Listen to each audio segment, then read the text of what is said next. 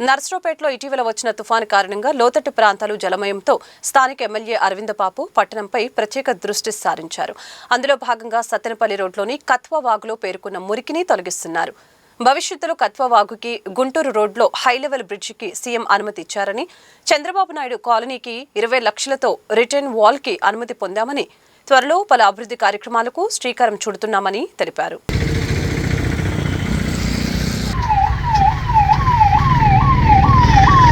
మరి మొన్న జరిగిన మెందా తుఫాన్ వల్ల చాలా నష్టపోవడం జరిగింది. మరి సత్తెనపల్లి రోడ్లో స్టేడియం పక్కనున్న డ్రైన్ మొత్తం కూడా పొంగి పొరలడం జరిగింది. మరి ఇంతకుముందు కూడా 2-3 సార్లు సిల్ట్ తీయడం జరిగింది.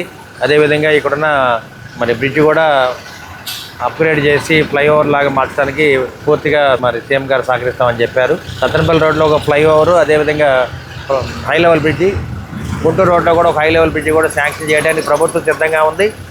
అదేవిధంగా 2 ఫ్లైఓవర్ని జనవరిలో సిద్ధం చేసి ప్రజలకి ఉపయోగపడేట్టు చేయడానికి ప్రభుత్వం సిద్ధంగా ఉంది. ఫ్లైఓవర్లు కట్టడం వల్ల హై లెవెల్ బ్రిడ్జిలు మనకి మళ్ళీ వరదలు నివారించడానికి అన్ని విధాల ఉపయోగపడుతుందని చెప్పి ఈ కార్యక్రమాన్ని చేయడం జరిగింది. దీనికి మన ముఖ్యమంత్రి గారు కానీ మరి కలెక్టర్ గారు కూడా మనకి అందుబాటులో ఉండటం జరిగింది.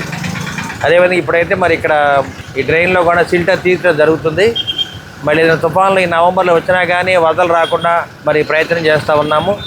అదేవిధంగా మన చంద్రబాబు నాయుడు కాలనీకి ఇప్పుడు రిటైనింగ్ వాల్ ఒకటి, రోడ్ ఒకటి వేయడానికి 20 లక్షలతో శాంక్షన్ చేయడం జరిగింది.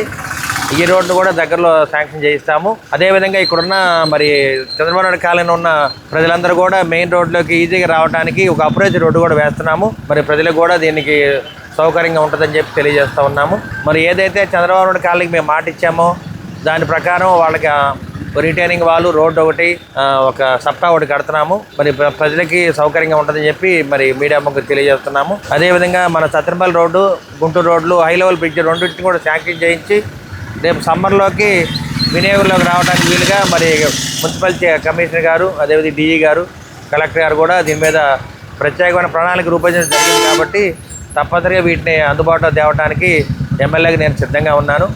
అదేవిధంగా ఎంపీ గారు కూడా మన దీంట్లో సహకారం అందజేస్తున్నారు. కాబట్టి ప్రజలకు ఎటువంటి అసౌకర్యం లేకుండా ఈ కార్యక్రమాలు చేస్తారని చెప్పి మీడియా మొత్తం తెలియజేస్తున్నారు.